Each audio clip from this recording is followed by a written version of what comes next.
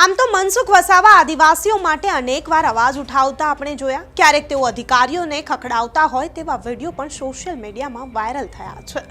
પરંતુ મોટા ભાગે હવે આપણે જોઈએ છીએ કે મનસુખ વસાવા આદિવાસીઓની કોઈ પણ સમસ્યા હોય એટલે તેઓ ટ્વિટર પર, ફેસબુક પર પોસ્ટ મૂકે અને કહે કે હું આગળ રજૂઆત કરીશ। ફરી એકવાર મનસુખ વસાવાએ ટ્વીટ કર્યું છે અને કહ્યું કે હું આગળ રજૂઆત કરીશ। પરંતુ અહીં સવાલ એ થઈ રહ્યો છે, શું ખરેખર મનસુખ વસાવાને આ રજૂઆતો યાદ રહેતી હશે ખરી?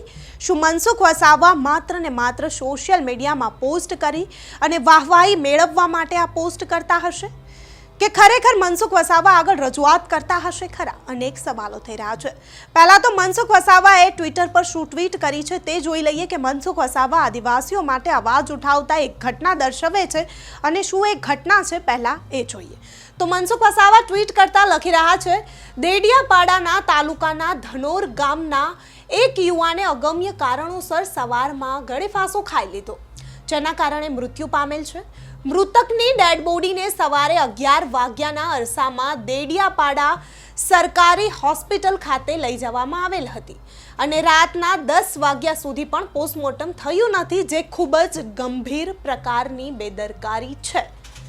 અગાઉ પણ સમયસર પોસ્ટમોર્ટમ નથી થતું એ બાબતે જિલ્લા સંકલનની બેઠકમાં પ્રશ્ન ઉઠાવવામાં આવ્યો હતો, છતાં પણ બેજવાબદારી દાખવતા ડોક્ટર અને પોલીસ સામે ભારે નારાજગી ઊભી થઈ છે।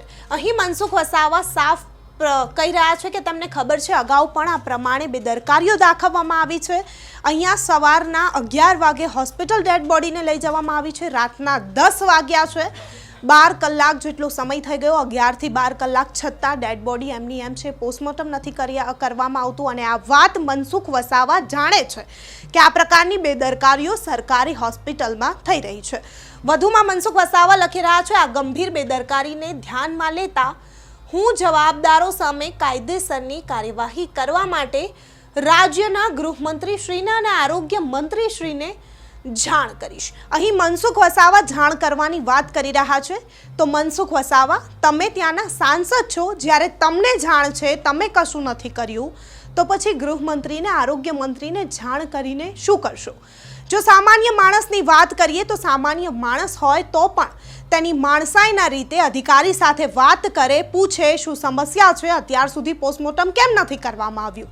સામાન્ય માણસની એક નાગરિકતા પણ બહાર નીકળી આવે અને તે પોતે પણ રોષે ભરાઈ જાય। ત્યારે તમે તો એક સાંસદ છો, તમે પોતે કહ્યું કે તમે અજાણ નથી, તમને ખબર છે અગાઉ પણ આ પ્રકારની બેદરકારીઓ દાખવવામાં આવી છે, અત્યારે પણ આ જ પ્રકારની ઘટના બની, તમે ટ્વીટ કરો છો, આદિવાસીઓને, લોકોને દેખાડવા તમારું સોશિયલ મીડિયામાં માર્કેટિંગ કરો છો, કાયદેસરની કાર્યવાહી કેમ નહીં? અગાઉ પણ તમે અધિકારીઓને ખખડાવ્યા જ છે ને? તમારા વિડીયો સોશિયલ મીડિયામાં ઘણા વાયરલ થયા છે, જેમાં તમે ગાળો પણ બોલો છો, પોતાનો તમારો આખો બોલો સ્વભાવ છે, અધિકારીઓને ખખડાવી નાખો છો, તો પછી અહીંયા કેમ નહીં? આ પણ એક મોટો સવાલ થઈ રહ્યો છે। તમે કહ્યું કે તમે સવાલ પૂછ્યા છે, જિલ્લા સંકલનની બેઠકમાં પ્રશ્ન ઉઠાવવામાં આવ્યો હતો, છતાં બેજવાબદારી દાખવતા ડોક્ટર અને પોલીસ સામે ભારે નારાજગી ઊભી થઈ છે, તો પછી પોલીસ અને ડોક્ટરો સામે તમે કેમ રોષે ના ભરાયા? કેમ તમે આ વખતે પણ અધિકારીઓને ના ખખડાવ્યા? કેમ તમને માત્ર સોશિયલ મીડિયામાં પોસ્ટ કરવી હવે વધારે ગમે છે? તમે સાંસદ છો, તમે ગૃહમંત્રી અને આરોગ્ય મંત્રીને રજૂઆત કરીને કરશો શું? તમે સાંસદ છો, તમારા ત્યાંના સ્થાનિક તમારી જે જવાબદારી બને છે તે તમે કરી શકો, અધિકારીઓને ખખડાવી શકો, તમારી અંડરમાં આવે છે। વધુમાં મનસુખ વસાવા લખી રહ્યા છે, ડેડ બોડી પોસ્ટમોર્ટમમાં પડી હોય અને એમના સગા સંબંધીઓ રુદન કરતા હોય અને સવારથી રાત ખાધા વિના 10-10 કલાક સુધી ત્યાં હાજર રહેવું, એ પરિસ્થિતિ અને વેદના એ લોકો જાતે જ સમજી શકે છે। આવા બેજવાબદાર ડોક્ટર અને પોલીસને સમાજ ધિક્કારની નજરે જુએ છે। આવી કોઈ પણ પ્રકારની ગંભીર બેદરકારી ના થાય એના માટે હું સરકારમાં રજૂઆત કરીશ અને કાળજી પણ રાખીશ, તેવું અહીં મનસુખ વસાવા કહી રહ્યા છે કે હવે આવી પ્રકારની કોઈ પણ બેદરકારી ના થાય તેની હું ધ્યાન રાખીશ, કાળજી રાખીશ। તો મનસુખ વસાવા, તમને ખબર છે અગાઉ આ પ્રકારની ઘટનાઓ થઈ ગઈ, હજુ ફરી એકવાર થઈ, તમે કઈ રીતે કાળજી રાખશો? ફરી એકવાર અધિકારીઓને ખખડાવો ને, આદિવાસીઓને તમારી જરૂર છે, તમને સાંસદ બનાવ્યા છે, ત્યાંની પ્રજાએ તમને વોટ આપ્યા છે, ખોબલે ને ખોબલે ભરી વોટ આપ્યા છે, તો પછી તમે સોશિયલ મીડિયામાં માત્ર ને માત્ર દેખાડો ના કરશો. તમે ગૃહમંત્રીને રજૂઆત કરજો, સારી વાત છે. આરોગ્ય મંત્રીને પણ રજૂઆત કરજો, સારી વાત છે, તમારી ફરજમાં આવે છે રજૂઆત કરવું. પરંતુ એક સાંસદ તરીકે તમારી ફરજમાં એ પણ આવે છે કે જો કોઈ સમસ્યાની તમને જાણ છે, જાતે જઈ ગ્રાઉન્ડ લેવલે જઈ લોકોની મદદ કરવી, તેમની સાથે વાત કરવી અને અધિકારીઓ સાથે વાત કરવી, કાયદેસરની કાર્યવાહી કરાવવી, એ પણ તમારી ફરજમાં આવે છે.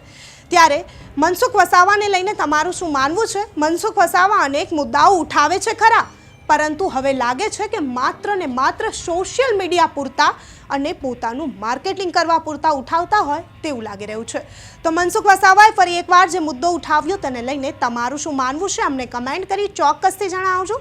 તથા અમારી ચેનલ નિર્ભય ન્યૂઝને લાઇક, શેર અને સબસ્ક્રાઇબ કરવાનું ભૂલશો નહીં. આભાર.